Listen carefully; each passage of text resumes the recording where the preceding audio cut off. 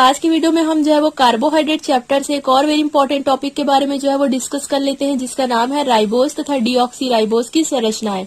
Structure of ribose and deoxy ribose. पहले मैं आप लोगों को राइबोज के स्ट्रक्चर के बारे में बताऊंगी, देन उसके बाद जो है वो हम डीऑक्सी राइबोज के स्ट्रक्चर के बारे में जो है वो देखेंगे। कार्बोहाइड्रेट चैप्टर के और भी नोट्स बन चुके हैं जो कि आप लोगों को BSc third year organic chemistry या फिर कार्बोहाइड्रेट का प्लेलिस्ट बना हुआ है, वहां पे सारे वीडियोस आपको मिल जाएंगे। चलिए स्टार्ट करते हैं। सबसे पहले राइबोज के बारे में देखेंगे। पहला पॉइंट लिखिए राइबोज। राइबोज आरएनए का वेरी इंपॉर्टेंट कंपोनेंट होता है। आरएनए डीएनए आप लोगों ने 12th में पढ़ा हुआ है, वैसे इस यूनिट में भी आरएनए डीएनए है, वो हम आगे डिस्कस करेंगे। बट यहाँ पे आप ये समझिए राइबोज जो है वो आरएनए का वेरी इंपॉर्टेंट कंपोनेंट होता है, या फिर हिंदी में कहूँ तो राइबोज आरएनए का एक महत्वपूर्ण घटक होता है। सेकंड पॉइंट लिखिए ribose also called D ribose. यहाँ पे हम जो भी स्ट्रक्चर देखेंगे उसे मैं डी राइबोज करके लिखूंगी, तो राइबोज को हम जो है वो डी राइबोज भी कहते हैं। राइबोज अपचायक शर्कराएं होती है। जो राइबोज होते हैं वो रिड्यूसिंग शुगर होते हैं, और ये जो राइबोज होते हैं वो मोनोसैकेराइड ग्रुप के अंतर्गत आते हैं। आपको पता ही है राइबोज जो है वो एक प्रकार का कार्बोहाइड्रेट है, तो ये जो राइबोज होता है उसे हम मोनोसैकेराइड ग्रुप के अंतर्गत जो है वो रखते हैं, और इसे जो है वो एल्डोपेंटोज भी कहा जाता है। पेंटोज क्यों कहा जाता है? क्योंकि देखिए अगर हम इसके स्ट्रक्चर को ध्यान दें, डी राइबोज के स्ट्रक्चर को ध्यान दें, तो यहाँ पे आपको टोटल 5 कार्बन शो हो रहा है, इसलिए हम जो है वो इसे पेंटोज वर्ड जो है वो यूज किया गया है। तो यहाँ पे आप गिन सकते हो 1 2 3 4 5, तो इसे हम कहते हैं डी राइबोज। आर को जो है वो आप कैपिटल लेटर में लिख लेना, मैं स्मॉल लेटर में लिख ली हूँ। तो ये होता है गाइस डी राइबोज का स्ट्रक्चर। तो चलिए हम इसके स्ट्रक्चर को देख लेते हैं। बहुत ही इजी से स्ट्रक्चर है। एक तरफ जो है वो आपके OH ग्रुप जो है वो लगे हुए हैं, एक तरफ H जो है वो लगा हुआ है।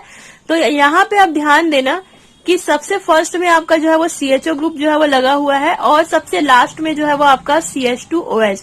और टोटल जो आपका सेकंड, थर्ड और फोर्थ नंबर का कार्बन है उसमें एक साइड जो है वो OH ग्रुप लगा रहेगा और एक साइड जो है वो H ग्रुप लगा रहेगा। तो बहुत ही इजी सा जो है वो इसका डायग्राम है डी राइबोज का। अब हम क्या करते हैं, ये जो है आप लोगों ने मतलब अभी जो आप लोगों ने स्ट्रक्चर देखा वो स्ट्रेट चैन स्ट्रक्चर है, मतलब लंबी श्रृंखला संरचना जिसे हम कहते हैं। बट हमें जो है वो इसका साइक्लिक डायग्राम देखना है। तो हम जो है वो साइक्लिक डायग्राम मतलब इसकी चक्रीय संरचना के बारे में जो है वो हम डिस्कस करेंगे। तो इसके चक्रीय संरचना को हम तभी समझ पाएंगे जब आप लोग इसके स्ट्रेट चैन स्ट्रक्चर को अच्छे से समझे हो। तो बहुत ही सिंपल है। चलिए अब हम जो है वो इसके स्ट्रेट चैन स्ट्रक्चर को साइक्लिक स्ट्रक्चर में जो है वो चेंज करते हैं।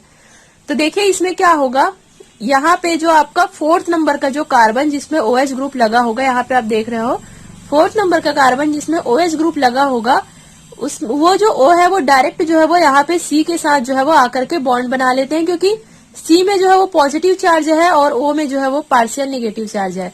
तो ये जो आपका O है, ऑक्सीजन है, वो इस कार्बन के साथ जो है वो बॉन्ड बना लेते हैं, और जब ये बॉन्ड बनाएंगे तो ये साइक्लिक डायग्राम जो है वो आपका बन जाएगा। देखिए क्या होगा, यहाँ पे जो C है वो O जो है वो डायरेक्ट इस कार्बन के जो पहला वाला कार्बन है, जो फर्स्ट वाला कार्बन है, उसके साथ जो है वो डायरेक्ट आकर के जो है वो इस प्रकार से बॉन्ड बना लिए हैं। और ये H तो एज इट इज ऐसा ही लिखा रहेगा, और यहाँ पे क्योंकि O में निगेटिव है तो इसमें H जो है वो जुड़ जाएंगे, तो ये आपका क्या बन जाएगा, ये OH बन जाएगा। क्योंकि यहाँ पे डबल बॉन्ड है तो बॉन्ड जो है वो शिफ्ट हुआ है यहाँ पे, इसलिए यहाँ पे निगेटिव चार्ज है, तो ये अब यहाँ पे डबल बॉन्ड नहीं रहेगा, केवल यहाँ पे सिंगल बॉन्ड रह जाएगा। क्लियर हुआ आपको? तो अगर आप ये बीच वाला पार्ट नहीं बनाना चाहते हो अपने नोट्स में तो मत बनाना, डायरेक्ट जो है वो आप डी राइबोज का जो साइक्लिक स्ट्रक्चर है वो आप डायरेक्ट बना सकते हो। ये मैंने आप लोगों को इसलिए बताया हुआ है ताकि आप समझ सको कैसे यहाँ पे बॉन्ड वगैरह बना है करके। तो डायरेक्ट आप जो है वो जो पिंक कलर का मैंने जो डायग्राम बनाया हुआ है साइक्लिक स्ट्रक्चर, वो आप डायरेक्ट इसके बाद जो है वो बना सकते हो। सबसे पहला तो आपका जो है वो स्ट्रेट चेन स्ट्रक्चर हो गया, और दूसरे नंबर में जो है वो आपका साइक्लिक स्ट्रक्चर हो गया। तो बाकी आप जो है उसे आप एज इट इज लिख लीजिए। यहाँ पे देखिए सेकंड नंबर के कार्बन में OH है तो आप लोगों ने ऐसा लिखा, थर्ड नंबर में भी ऐसा, और फोर्थ नंबर में क्योंकि इस तरीके से है तो हम जो है वो इसे सीधा कार्बन के साथ जो है वो बॉन्ड बना लिए O, और लास्ट में जो है वो आपका CH2OH। इसे हम कहते हैं beta D ribose. Alpha D ribose भी होता है। अगर ये OH जो है वो इस तरफ होता और ये H जो है वो इस तरफ होता तो इसे हम अल्फा डी राइबोज कहते, बट यहाँ पे OH जो है वो इस साइड है तो इसलिए हम इसे जो है वो बीटा डी राइबोज कहते हैं। क्लियर हुआ आपको। वैसे बीटा डी राइबोज जो है वो ज्यादा स्टेबल होते हैं, इसलिए हम लोग जो है वो, और एग्जाम के पॉइंट ऑफ व्यू से वेरी इंपॉर्टेंट भी है, इसलिए हम जो है वो यहाँ पे अल्फा डी राइबोज को मैं नहीं बता रही हूँ, केवल आपको बीटा डी राइबोज के बारे में पढ़ना है। तो क्लियर हुआ आपको। पहला हम लोगों ने क्या देखा, स्ट्रेट चेन स्ट्रक्चर हम लोगों ने देखा डी राइबोज का।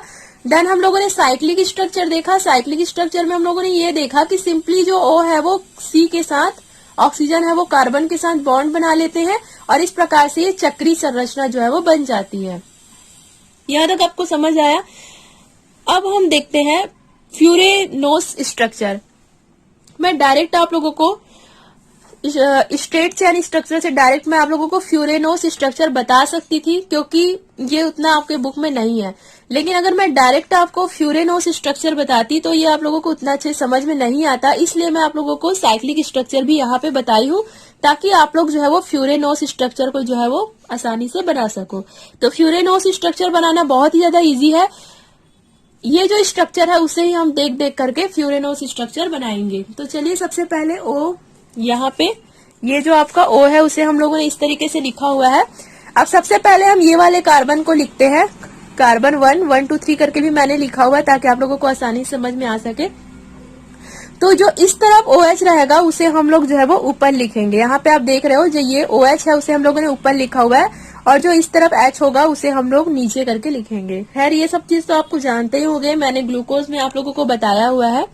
अब सेकंड कार्बन की बात करें तो सेकंड कार्बन में H जो है वो इस तरफ है, तो ऊपर में ही हम लिखेंगे, OH को हम जो है वो नीचे लिखेंगे। थर्ड नंबर में आप देख लीजिए OH जो है वो नीचे है और H जो है वो इस तरफ है, तो ऊपर लिखेंगे।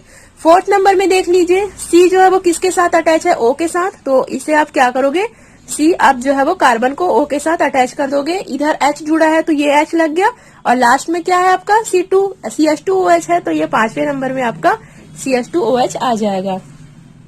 तो अगर साइक्लिक डायग्राम आपको बनाना आ गया डी राइबोस का, तो आप आसानी से फ्यूरेनोस स्ट्रक्चर जो है वो बना सकते हो। तो ये आपका क्या हुआ, बीटा राइबोस। तो क्लियर हुआ गाइस आपको राइबोस क्या क्या आप लोगों ने देखा। सबसे पहले हम लोगों ने इसका थ्योरी पार्ट देखा, उसके बाद हम लोग जो है वो इसका स्ट्रेट चेन स्ट्रक्चर हम लोगों ने देखा, उसके बाद जो है वो हम लोगों ने इसका साइक्लिक स्ट्रक्चर देखा, चक्री संरचना जिसे हम बीटा डी राइबोस कहते हैं। ये वाला डायग्राम आप चाहो तो नहीं भी बनाओगे तो भी चलेगा, डायरेक्ट आप स्ट्रेट चेन स्ट्रक्चर से साइक्लिक चेन स्ट्रक्चर बना सकते हो। लास्ट में हम लोगों ने इसका फ्यूरेनोस स्ट्रक्चर देखा। तो इतना सफिशियंट है राइबोस के लिए। अब हम स्टार्ट करते हैं डीऑक्सी राइबोस। तो यहाँ पे भी हम जो है वो कुछ कुछ पॉइंट लिख लेते हैं डीऑक्सी राइबोस का। डीऑक्सी राइबोस डीएनए का इम्पोर्टेंट कंपोनेंट होता है। हम लोगों ने राइबोस में क्या पढ़ा था कि वो आरएनए का इम्पोर्टेंट कंपोनेंट था। ये डीऑक्सी राइबोस डीएनए का इम्पोर्टेंट कंपोनेंट होता है। Second point, deoxy ribose monosaccharide group के एल्डोपेंटोज के रूप में वर्गीकृत किए गए हैं। सेम एज इट इज आपको यहाँ पे भी लिखना है कि ये क्या होते हैं, मोनोसैकेराइड ग्रुप के अंतर्गत आते हैं और एल्डोपेंटोज के रूप में। पेंटोज मतलब बताई थी, टोटल 5 कार्बन यहाँ पे मौजूद है। यहाँ पे भी आप गिन सकते हो डीऑक्सी राइबोस के स्ट्रक्चर में। तो यहाँ पे हम लोग बनाते हैं डीऑक्सी राइबोस। तो देखते हैं क्या फर्क है डी राइबोस और डीऑक्सी राइबोस में, क्या फर्क है। यहाँ पे हम देखते हैं क्या यहाँ पे जो है वो दोनों में आप लोगों को चेंजेस नजर आ रहा है। ये आपका डी राइबोस है।